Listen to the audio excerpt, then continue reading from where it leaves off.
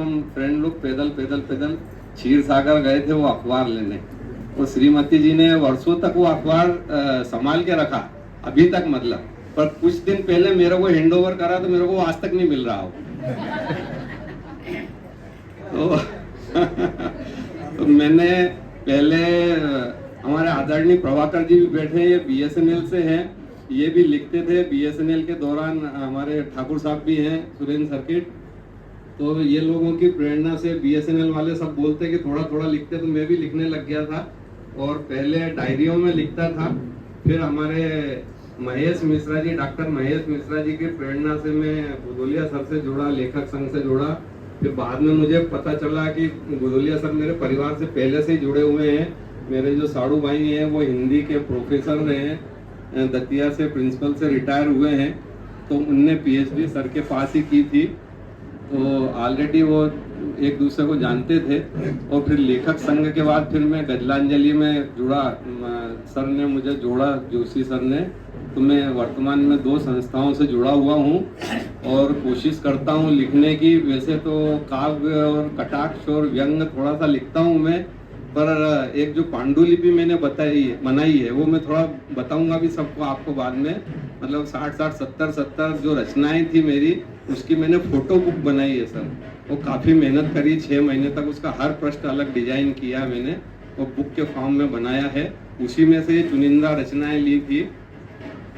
तो आशीष भाई ने तो सब बता दिया है, पर मैं ये कहना चाह रहा हूँ कि पुस्तक में मैंने जो आभार प्रदर्शन किया है आदरणीय जोशी सर का, आदरणीय बुधोलिया सर का, आदरणीय शिव चौरसिया सर का, डॉक्टर महेश मिश्रा और मेरे जो अनन्य मित्र हैं इंद्रेश मंगल, हम लोग 4वीं 5वीं से साथ में पढ़ते थे।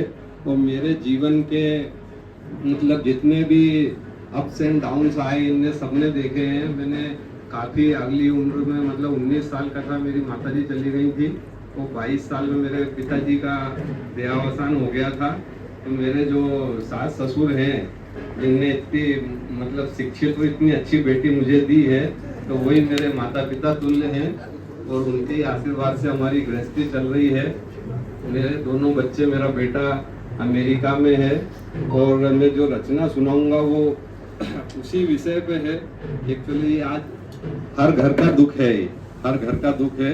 बच्चे बाहर चले जाते हैं, अमेरिका हो या बेंगलोर हो, हैदराबाद हो, कहीं भी बाहर जाते हैं तो जो मन में दुख रहता है, उस पे गजल के फॉर्म में मैंने कुछ शेर लिखे थे।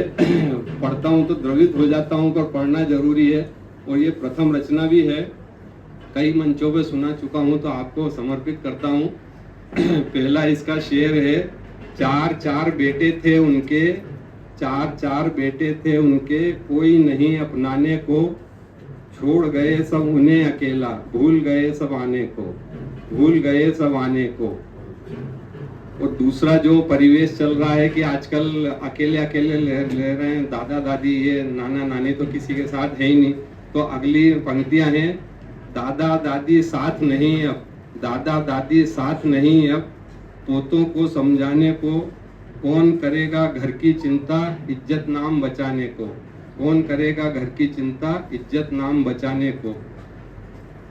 और जैसे ही बच्चा 9वीं 10वीं 11वीं 12वीं में जाता, हम बोलते कोटा चला जा, दिल्ली चला जा, बेंगलोर चला जा, वहाँ से पढ़ाई करना। तो अगली पंक्तियां हैं, मात पिता तैयार हो रहे, मात पिता तैयार हो रहे, विरह आँख सुलगाने को, बेटा अब तो बड़ा हो गया,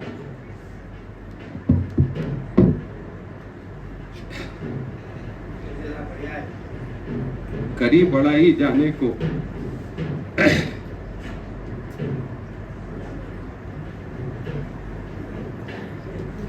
दूर देश में वो बैठा है अपना खर्च चलाने को, बड़ी पढ़ाई करके भागा बेटा बहुत कमाने को।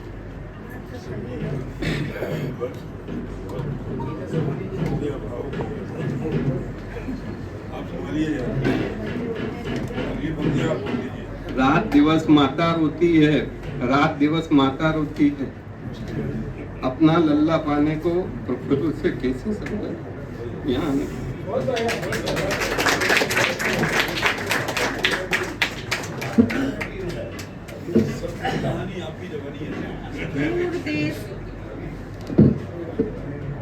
दूर देश वह बैठा है अपना खर्च चलाने को, बड़ी पढ़ाई करके भागा बेटा बहुत कमाने को।